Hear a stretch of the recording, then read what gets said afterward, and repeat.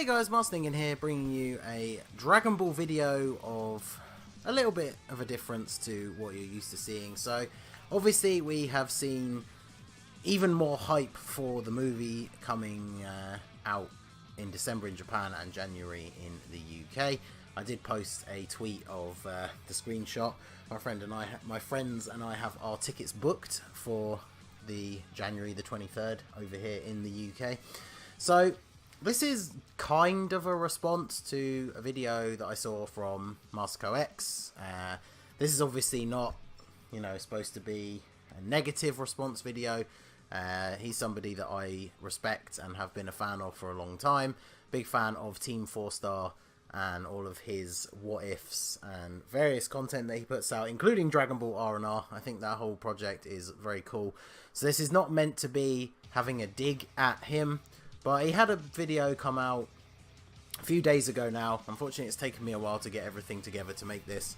I wanted it to be as good as it could be. I managed to get some statistics and stuff to back up some of my main points. So yeah, I just kind of disagreed with the general vibe of his video. So I'm not going to go into massive amounts of spoilers in this video. We are going to mention you-know-who being in the movie. And if you don't know what that means and you don't want to know, then you probably shouldn't watch it. But we are only talking about stuff that has been shown in the trailers. So obviously if you still consider that spoilers, this is your notice to click off the video because we will be talking about it. So basically the general gist of Masako's video is that Toei have messed up with their marketing campaign of how they're promoting this movie, and that they've revealed way too much, taken away a lot of the hype and the surprise of things that are to come, and so that now a lot of people, himself included, are now really only going to the movie to see the animation up on the big screen because they already know so many big things that happen in the movie. And that was something that I disagree with because I'm one of those people, for some things I don't like spoilers, but I don't know what it is. When the Broly movie stuff started to come out, I knew we were going to have to wait longer to see it over here. I knew, being part of the Dragon Ball community, especially with Dokkan, this stuff was going to get spoiled. So I decided to read the full movie synopsis spoilers that were put out by Ken Zyro over on Twitter, shout out to him. And it just made me more hyped for the movie. Like, knowing what's going to be in it, I can't wait to see it. It also kind of tempers your expectations because I know there's already been people posting saying that they want to see Ultra Instinct, they want to see all sorts of stuff. And kind of knowing ahead whether those things are or aren't in it, I feel like it would make you less disappointed if you go to the movie expecting to or hoping to see one of those big things or big characters, and then they're not in it.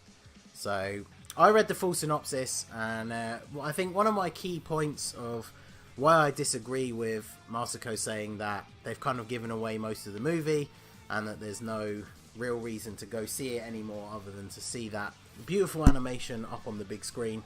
I can say, having read the full synopsis of the movie, there are a few key story points, I guess you would call them, which I think are fantastic. I think there's a couple of bits that happen, part of the story itself, that are really cool, really well thought out, whether they be throwbacks to Dragon Ball in general or just things that I think are very interesting, and none of that stuff has come up in the trailers at all. So that stuff is completely unspoiled if you've only seen the trailers, and there's some bits that I think are going to be really awesome and really cool to see up on the big screen, aside from just seeing all the action. So one of the things that I wanted to sort of mention on this is how different the West and Japan are. This was a key point in Masako's video. He's talking about how with the new Avengers movie coming up, Avengers 4, we don't know anything about the movie, and obviously everyone's going to go see it. So Marvel are very sort of tight-lipped about spoilers. They don't want to give a load of stuff away, and they know that everyone's still going to go see it anyway. And one of his main problems is the fact that Toei should know that everyone's going to go see this Dragon Ball movie. Dragon Ball's getting a huge amount of coverage, more so outside of Japan now than ever before, so they didn't need to show off all of this stuff. But whilst I see where he's coming from, I kind of disagree a little bit. I think comparing Dragon Ball to Marvel as franchises is kind of unfair. Obviously in Japan, Dragon Ball is insane. Everyone's going to go see the movie. They probably didn't need to show all that stuff in the trailers in Japan. But in the West, as much as we who are in the West who are Dragon Ball fans love Dragon Ball is not the powerhouse that Marvel is in the West. And so I think it's a bit unfair to compare them. I actually went back and checked. If you want to look at just the last movies alone, because obviously they did a similar thing for Civil War. We knew Thanos was going to be in it because they set that up throughout the franchise, but they kept a lot of things very under wraps. No real major spoilers in the trailers.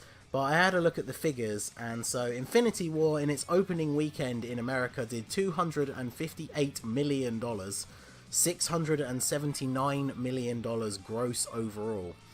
Resurrection of F, the last Dragon Ball movie, had an opening weekend in America of $1.7 million with an overall gross of $8 million. So, in its opening weekend, Infinity War took $250 million more than Resurrection of F.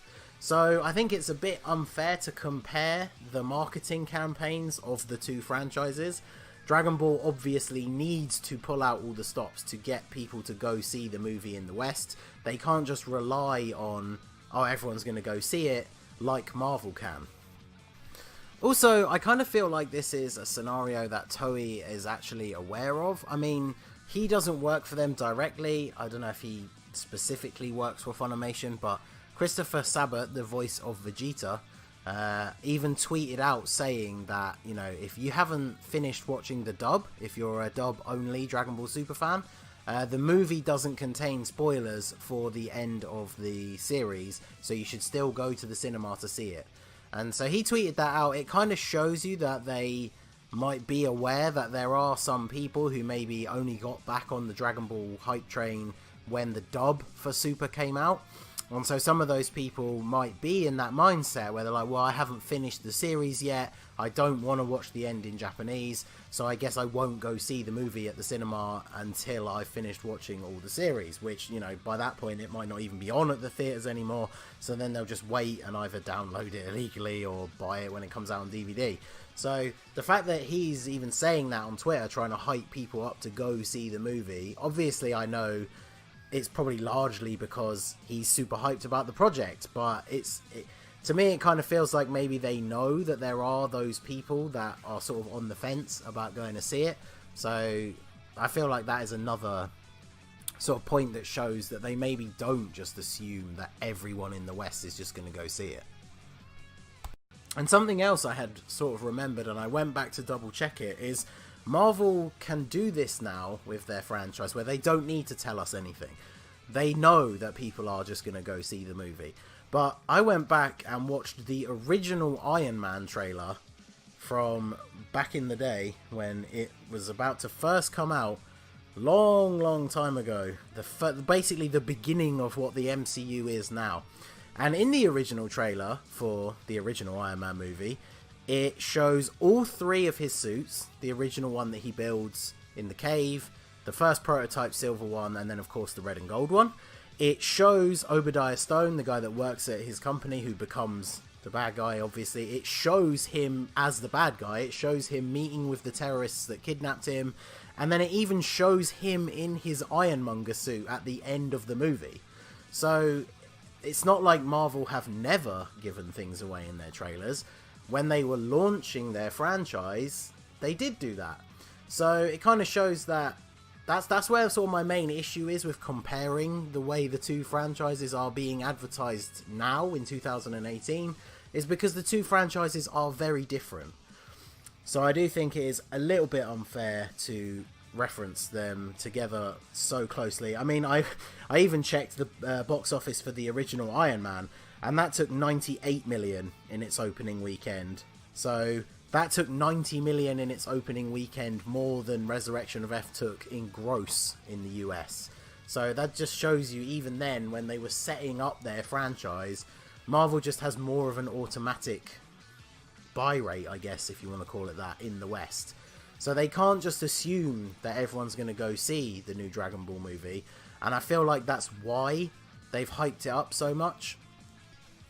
Also, another thing on the sort of Marvel spoilers side, Marvel did announce that Spider-Man was going to be in Civil War way before it came out. So that's, you know, that you could, if you really wanted to try and compare the franchises, you can kind of compare that to them mentioning you-know-who being in the movie. So again, that is another thing that Marvel have done in the past. So I realised I haven't actually mentioned you-know-who whatsoever, so I guess that's probably good, because if you've been on YouTube or you've been part of the Dragon Ball community recently, you know who I'm talking about, so I guess I don't really need to say it. And yeah, I guess, I mean, if people clicked off the video because they didn't want to know, I guess they didn't need to worry about it. So I am hyped to see him. I'm sure you all are. One of the things I put out, I wanted to get an idea whether it was just me, because a couple of people I spoke to didn't want to know spoilers, so, and they have managed to avoid it, so they've been okay. And so what I wanted to do was a little bit of a check with the community. So I put up this poll on Twitter. So I got a few people to share it out for me. Big shout out to people like Truth and D3, Zenrot, people who actually retweeted it for me and helped share it around. We managed to get 1,057 votes. I obviously wanted to try and get as big of a slice of the community as possible, because there's no point doing a poll and saying, well, see, most people think this, and then there's only like 200 people on it. So I managed to get over 1,000, which is not bad. So obviously, question for this video I'm planning to make, this video right here, if you have seen the spoilers for the Broly movie, regardless of how many or which ones, has it made you less interested or hyped to see it now? So for me, it's still a no. I am hyped as all hell to see this movie. Like I said, I read the spoilers deliberately. And I don't know if I didn't word this as well as I could. So it's, if you've seen them, has it made you less interested? So if you are still hyped, you should put no. And we did have a couple of comments from here saying people who accidentally picked yes instead of no because they didn't read it properly. So we've got a couple of people say they shouldn't have shown Gogeta yet, which, you know, I guess they didn't necessarily have to, but they want to see people. Mystic from the Discord said, I voted yes, don't get me wrong, I'm still really hyped, however I wish certain things would have remained a secret, as the feeling of watching it for the first time and sitting there with your mouth open due to some of the massive surprises, that feeling is just so amazing. So that is true, and I do agree with that, but for me, just knowing that he's in the movie doesn't ruin it. When I see it happen, I feel like I'm still going to have that sort of awe and that moment of awesomeness. This guy who watches Dragon Ball for the plot, the main focus is the action. I mean, you can look at it like that, but over the years, Dragon Ball definitely has had some more deep story moments. So, you know, like I said, there are some very good bits in the story that I know are coming from having read the synopsis, and I think those are going to be great. So obviously, this is not supposed to be like an appeal to majority fallacy. I'm not saying that just because 75% of the people said no, that means that, you know, the hype hasn't ruined it and anyone who thinks that is wrong. I just wanted to get an idea of what the rest of the community were feeling. So it is good to see that the majority voted no, because obviously for those of you who voted yes, and you meant to vote yes, I do obviously feel bad that some of your hype has been ruined for this movie, because you can't avoid some of these spoilers. I mean, another thing I tweeted out, I won't show it here, but I refreshed my main YouTube page and the header was the newest advert for the movie that shows Gogeta.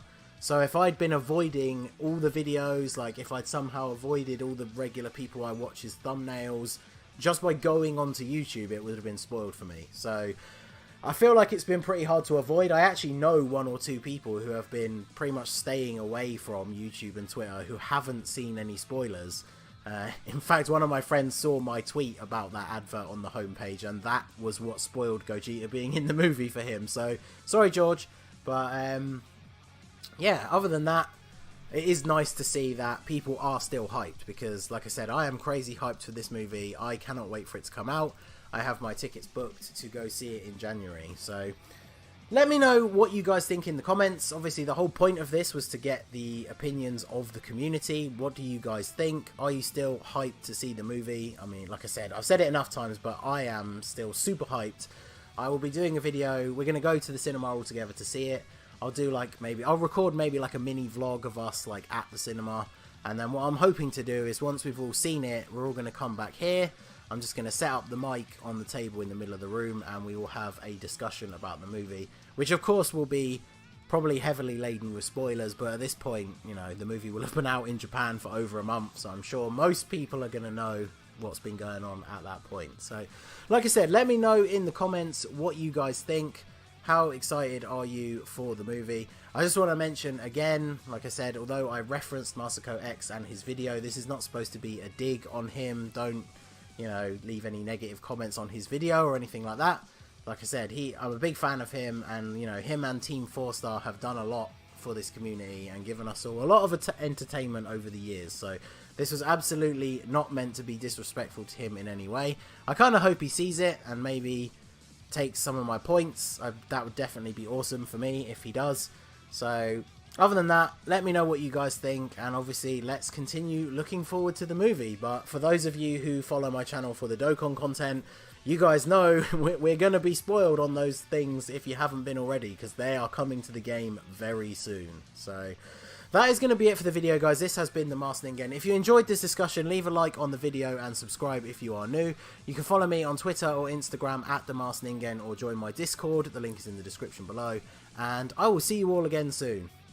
Have a good one.